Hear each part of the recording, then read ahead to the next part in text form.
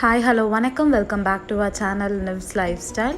நம்ம இன்றைக்கி இந்த வீடியோவில் மொச்சக்கொட்டை வச்சு எப்படி ஒரு குருமா பண்ணுறதுன்னு தான் பார்க்க போகிறோம். அதுக்கு முன்னாடி இந்த வீடியோ ஃபுல்லாக பார்த்து உங்களுக்கு இந்த ரெசிபி பிடிச்சிருந்ததுன்னா மறக்காமல் like, share and subscribe to Nivs life style. இப்போது மொச்சக்கொட்டை குருமா எப்படி பண்ணுறதுன்னு பார்க்கலாம்.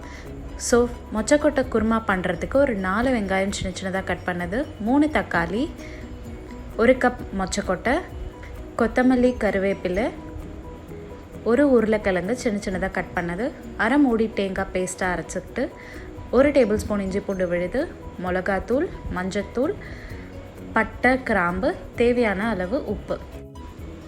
இப்போ ஒரு கடாயில் ஒரு 2 கிளாஸ் தண்ணி, பெரிய கிளாஸில் ஒரு 2 கிளாஸ் தண்ணி சேர்த்துட்டு சின்ன சின்னதாக கட் பண்ணி வச்சுருக்க வெங்காயம், உருளைக்கிழங்கு, தக்காளி, 1 கப் மொச்சக்கொட்டை, ஒரு அரை டேபிள் ஸ்பூன் மஞ்சத்தூள், ஒரு 4லேருந்து 5 டேபிள் ஸ்பூன் மிளகாத்தூள், 1 டேபிள் ஸ்பூன் இஞ்சி பூண்டு விழுது, தேவையான அளவு உப்பு சேர்த்து நல்லா மிக்ஸ் பண்ணிவிட்டு ஒரு ஹை ஃப்ளேமில் ஒரு 5 நிமிஷம் நல்லா கொதிக்க விடலாம்.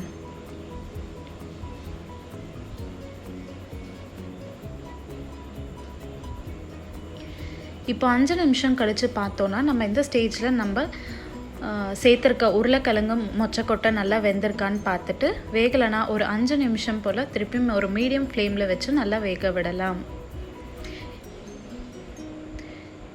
எனக்கு ஒரு 10 மினிட்ஸ் கழித்து பார்க்குறப்ப நல்லா உருளைக்கிழங்கு, மொச்சக்கொட்டை நல்லா வெந்திருந்தது. இப்போ இந்த ஸ்டேஜில் நம்ம தேங்காய் அரைச்ச பேஸ்ட் சேர்த்துட்டு நல்லா மிக்ஸ் பண்ணிக்கலாம். ஸோ தட் நம்மளுக்கு கிரேவி கொஞ்சம் நல்லா திக்காக இருக்கும்.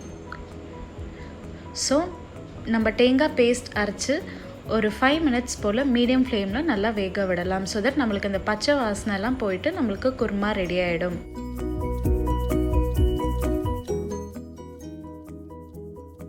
இப்போது குருமா வெந்துட்டுருக்கப்போ நம்ம ஒரு கடாயில் தாளித்து எடுத்துக்கலாம். அதுக்கு ஒரு கடாயில் ஒரு 2 டேபிள் ஸ்பூன் எண்ணெய், கொஞ்சமாக கடுகு, பட்டை, கிராம்பு சேர்த்துட்டு கூடவே சோம்பு, சின்ன வெங்காயம் சின்ன சின்னதாக கட் பண்ணிவிட்டு ஒரு கைப்பிடி அளவு கருவேப்பிலையில் சேர்த்துட்டு நம்ம நல்லா வதக்கிக்கலாம்.